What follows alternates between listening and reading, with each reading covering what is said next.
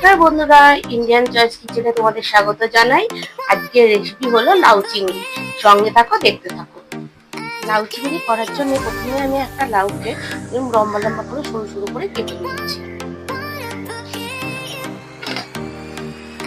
আর দুটো মিডিয়াম সাইজের আলুকে এইগুলোকেও এরকম ভাবে লম্বা লম্বা সরু সরু কেটে নিয়েছি। আর একটা মিডিয়াম সাইজের টমেটোকে কুচি করে নিয়েছি। আর ছোট ছোট সাইজের চিংড়ি মাছ, এরকম সাইজের চিংড়ি মাছকে পরিষ্কার করে ধুয়ে কেটে নুন হলুদ মাখিয়ে রেখে দিয়েছি।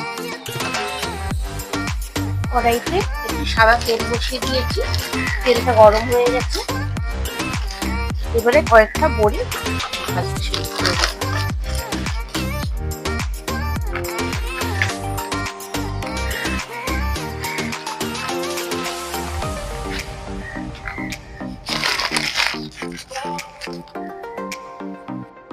দেখো, বড়িগুলো এবারে লাল লাল করে ভেজে নিয়েছি।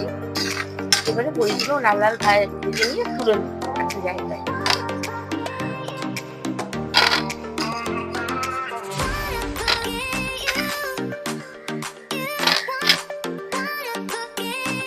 এবার এই একই তেলের মধ্যে চিংড়ি মাছগুলো ভেজে নেব।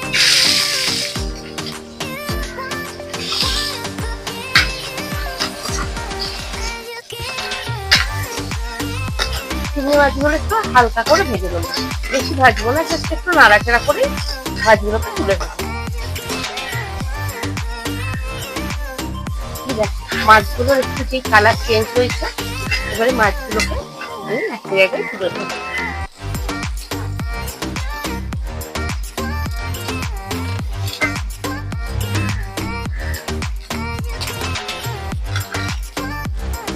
এবারে কড়াইতে আরেকটু তেল দিয়ে দেবো, কারণ বড়িতে অনেকটা তেল টেনে নিয়েছে। আর একটু তেল দিয়ে দেবো। তেলটা এবারে গরম হয়ে গেছে। এর মধ্যে আমি একটা তেজপাতা, দুটো শুকনো লঙ্কাকে মাঝখান দিয়ে চিড়ে দিয়ে দেবো। একটু জিরে,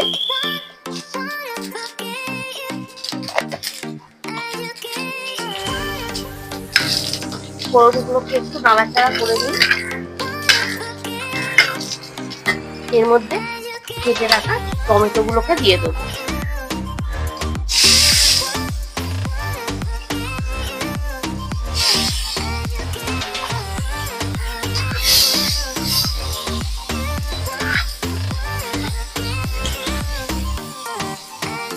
এবারে এর মধ্যে কিছু গুঁড়ো মশলা দিয়ে দেবো। একটুখানি ধনে গুঁড়ো, 1 চামচ জিরে গুঁড়ো,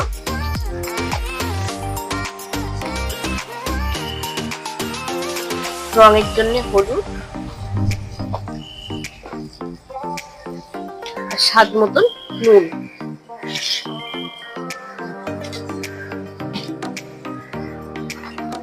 এইগুলোকে ভালো করে নাড়াচাড়া করে দেবো।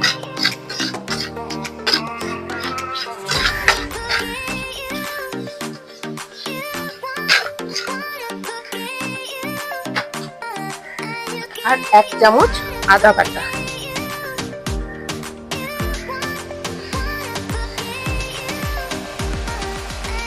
মশলাটা যাতে আটকে না যায় তার জন্য অল্প একটু জল দিয়ে দেবো। দিয়ে মশলাটাকে ভালো করে কষিয়ে নেব।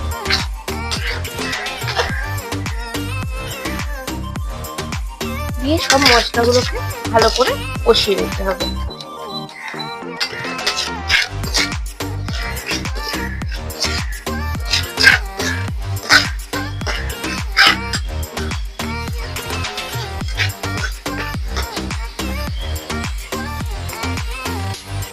মশলাগুলো দেখো কষানো হয়ে গেছে, তেল ছেড়ে দিয়েছে। এবারে কেটে রাখা লাউ আর আলুগুলোকে এতে দিয়ে দেবো।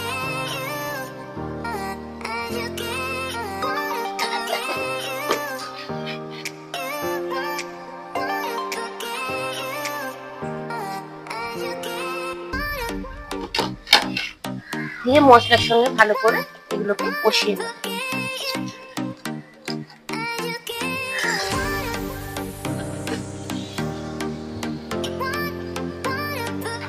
মশলাগুলোর সঙ্গে আনাজগুলো ভালো করে কষানো হয়ে গেছে। লাউ থেকেই জল বেরোয়, তাও আমি এর মধ্যে অল্প করে একটু জল দিয়ে দেবো, যাতে আলু আর লাউটা ভালো করে সেদ্ধ হয়ে যায়। দিয়ে এটা চাপা দিয়ে একটু হতে দেবো।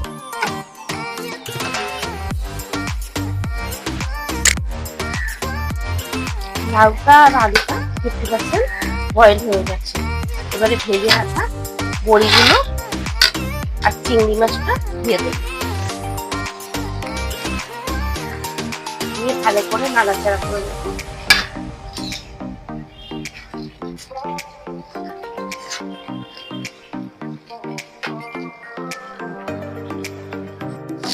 বড়ি আর চিংড়ি মাছ দিয়ে নাড়াচাড়া করে নিয়ে এবারে স্বাদ মতো মিষ্টি আর গোলমরিচের গুঁড়ো দিয়ে দেবো।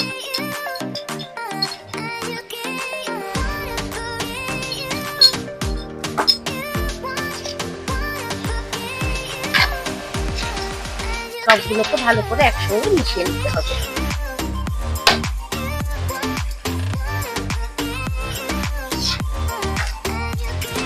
দিয়ে আবার এটাকে চাপা দিয়ে হতে দেবো।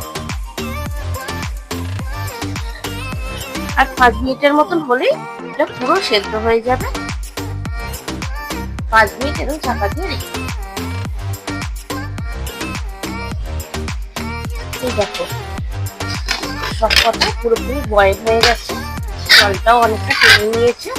আমি এটা এরকম রসা রসাই রাখবো।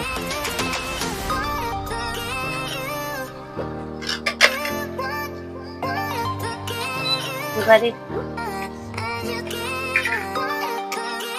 ঘি ছড়িয়ে দেবো, 1 চামচ ঘি দিয়ে দেবো এর মধ্যে।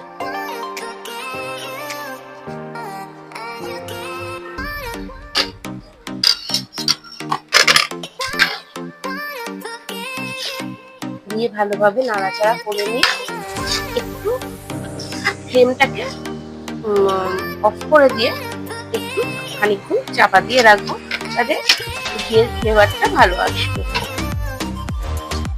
এই দেখো ফাইনালি আমার লাউ চিংড়ি রেডি। এটা রেসিপিটা যদি তোমাদের ভালো লাগে তোমরা লাইক কমেন্ট শেয়ার করো, আর যারা সাবস্ক্রাইব করোনি আমার চ্যানেলটাকে অবশ্যই তারা সাবস্ক্রাইব করে নিও।